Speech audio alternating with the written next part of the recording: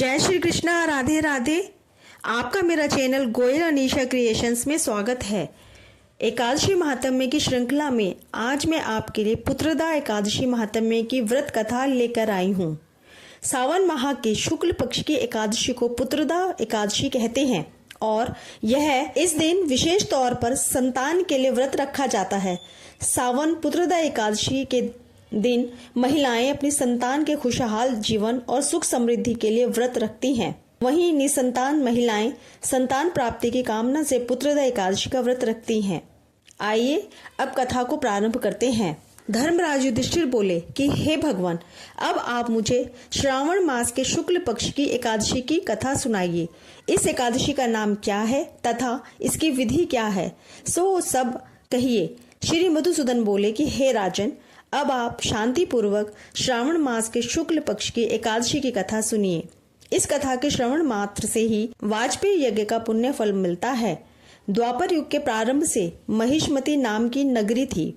उस नगरी में महिजीत नामक एक राजा राज्य करता था। वह राजा निसंतान था, इसलिए वह सदैव चिंतित रहता था। उसे वह राज्य जलाता था, क्योंकि पुत्र के बिना इस लोक और परलोक में दोनों में सुख कहाँ। राजा ने पुत्र की प्राप्ति के अनेक यत्न किए, परंतु वह निष्फल गए। जब वह राजा वृद्ध होने लगा तो उसकी चिंता भी बढ़ने लगी। एक दिन उस राजा ने प्रजा को संबोधित करके कहा कि ना तो मैंने अपने जीवन में पाप ही किया और ना ही अन्यायपूर्वक प्रजा से धन ही एकत्रित किया है। ना मैंने कभी देवता और ब्राह्मणों का धन छीना है और ना किसी की धरोहर ही ली है।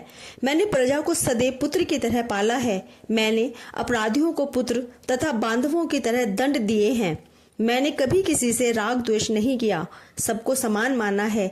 इस प्रकार धर्मयुक्त राज्य करने पर भी मैं इस समय महान दुख का पात्र हूँ। सो क्या कारण है, मेरी कुछ भी समझ में नहीं आ रहा है। राजा महिजीत की इस बात को विचारने के निमित्त मंत्रीगण आदि वन को गए। वहां वन में जाकर उन्होंने बड़े बड़े ऋषि मुनियों के दर्शन किए।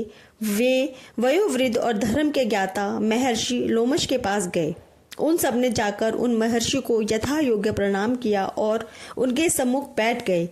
उनके दर्शन से सबको बड़ी प्रसन्नता हुई और उनसे विनय करने लगे कि हे देव, हमारे अहोभाग्य हैं कि हमने आपके दर्शन किए। इस पर लोमश ऋषि बोले कि ब्राह्मणों, आप लोगों को विनय और आपके सद्व्यवहार से मैं अत्यंत प्रसन्न हुआ हूँ। अब आप मुझे अपने आने का कारण बतलाइए। मैं आपके कार्य को यथाशक्ति अवश्य ही पूरा करूँगा, क्योंकि हमारा शरीर ही परोपकारार्थ है, इसमें लेश मात्र भी संदेह नहीं है। लोमश ऋषि के ऐसे वचन सुनकर सब लोग बोले कि हे महर्षि, आप हमारी समस्त बातों को जानने में ब्रह्मा से भी अधिक हैं, अतः आप हमारे संदेह को दूर कीजिए। महिष्मति नाम की पुरी में एक महिजीत नाम का एक धर्मात्मा राजा है। वह प्रजा का पुत्रवत धर्मानुसार पालन करता है, परंतु फिर भी पुत्रहीन है। इससे वह अत्यंत दुखी रहता है।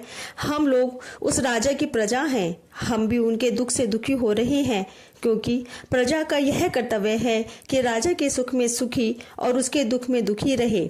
हमको उसके पुत्रहीन होने का अभी तक कारण प्रतीत नहीं हुआ, इसी से अब निश्चय करने आए हैं।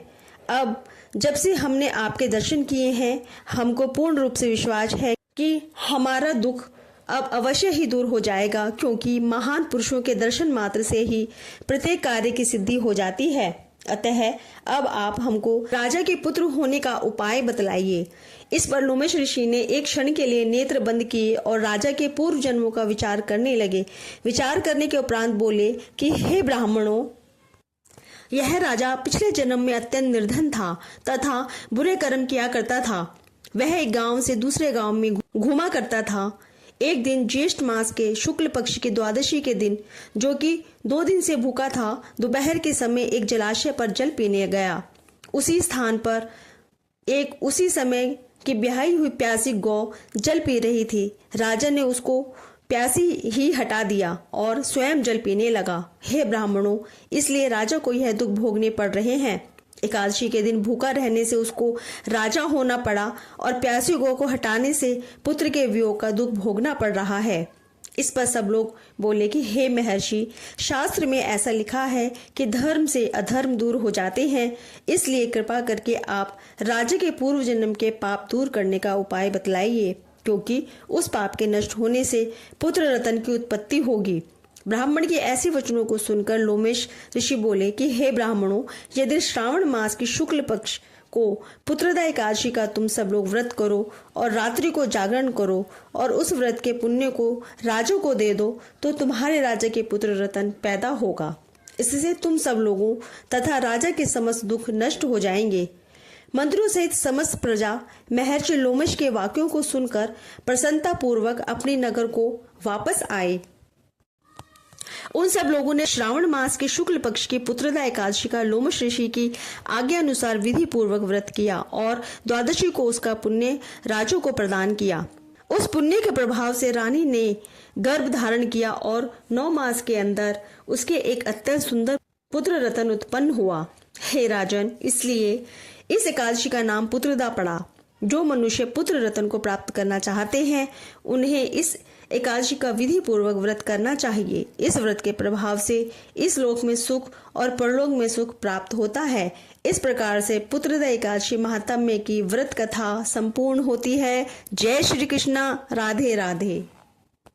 सभी प्रकार के महात्म्य और व्रत कथाओं का श्रवण करने के लिए आपसे निवेदन है कि मेरे इस चैनल को सब्सक्राइब जरूर करिएगा और ज्यादा से ज्यादा लाइक, शेयर और कमेंट करके राधे राधे जरूर लिखिएगा।